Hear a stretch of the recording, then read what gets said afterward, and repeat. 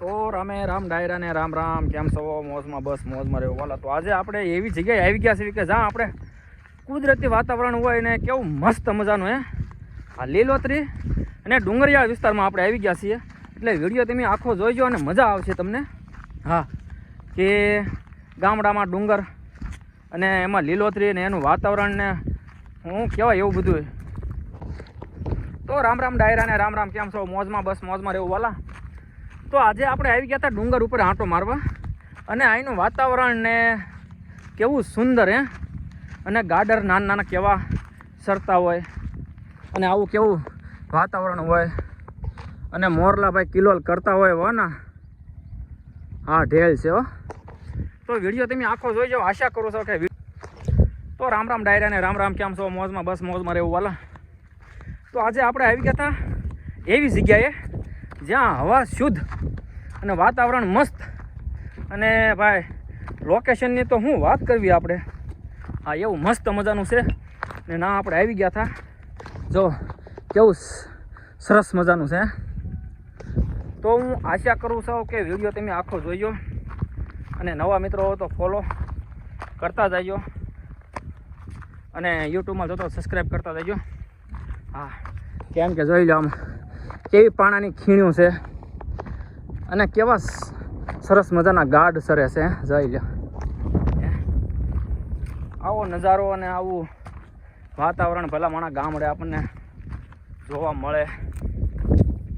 અને કવડો ડુંગર વિસ્તાર છે. ઉપર આવ્યા ત્યાં હાફ તો સડી ગયો છે, થોડો હાફ સડી ગયો, અને પાણા ગોળિયા પાણા જોઈ લો કેમ. ને ભાઈ ગાડર કેવા મસ્ત મજાના લીલોતરી ખાય છે. અને કદાચ મેળાવો તો અહીં સા આપણે બનાવી જોઈએ છે. સા ગોળ કે તો બનાવશું, સા પીને જઈશું. અને ભાઈ જોઈ લો હાફ તો સડી ગયો છે. બાકરી કેમ એકલી ઊભી છે? અચ્છા, વિડીયોમાં આવવું છે. ઓકે, ગાવડાય છે અહીંયા. હા, જોઈ લે કેમ આમાં કાંઈ ઘટે. અને મસ્ત મજાનો એક નંબર આવું વાતાવરણ ભલામણ હોય ને કેવાય શાંતિથી આપણે જમાવટ કરતા હોય. ગોવાળ જો બેઠા હોય.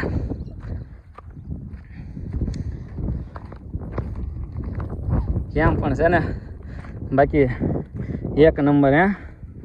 હા,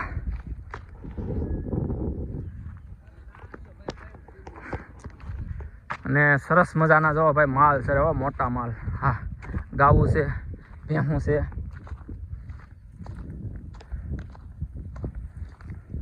અને આગળ ભાઈ ગાળી છે, બહુ મોટી છે. હા, ના તો આપણીથી જવાય નહીં, કેમ કે ઢવા છે, મોટા મોટા ઢવા. એટલે ના આપણીથી એકલા તો ભલા મને બીક લાગે એવું છે. પણ આ એટલામાં આપણે હતા, માલ સારતા હતા ના.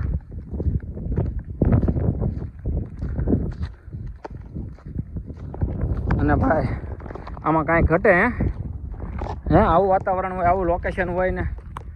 આમાં તો સા પીવાની હતી પણ તપેલી નહોતી આપણે આગળ સાની, નકર તો બનાવવાની હતી સા. જોઈ લો કેમ ને એક નંબર લોકેશન. અને સામે અમારું ગામ આવી ગયું. જોઈ લે. અને આ બાજુ વરલ. અને અહીંયા જો માલ સારતા, અને હજી માલ સરે છે. મોટા માલ છે, નાનો માલ હોય કે સરે છે. અને ઓલું છે ભાઈ તળાવ. હા, મોટું તળાવ છે અમારા ગામનું, અને પોણું ભરાઈ ગયું છે. અને ભાઈ નહીં, મજા આવી, આનંદ આવી ગયો ભાઈ.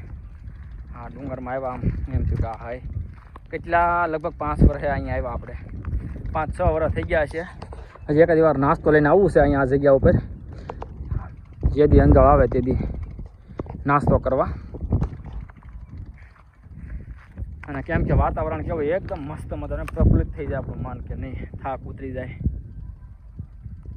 કેમ કે ફરતા ડુંગરા હો ભાઈ, જોઈ લે આમાંય ડુંગરા.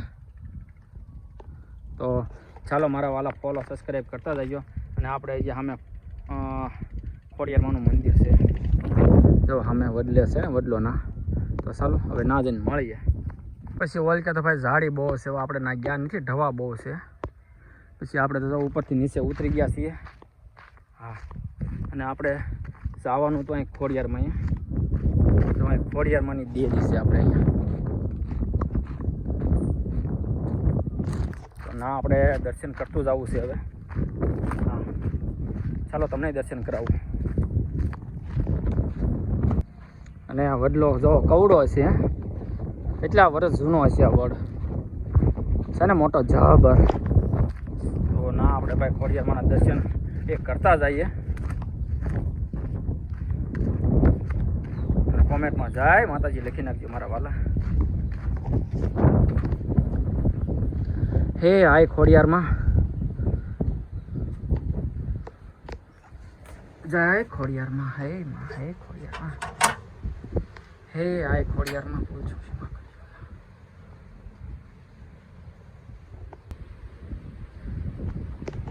તો હવે આપણે દર્શન કરી લીધા ને હવે જઈએ ઘરમાં. તમે નવો હો તો સબસ્ક્રાઈબ ને ફોલો કરતા જઈએ મારા વાલા.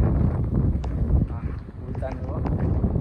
અને જોઈ લો, આજે એકવાર જોઈ જવા એનું લોકેશન ને કેમ પણ છે ને. આપણે ગયા હતા અહીંયા, જવાય ઉપર અહીંયા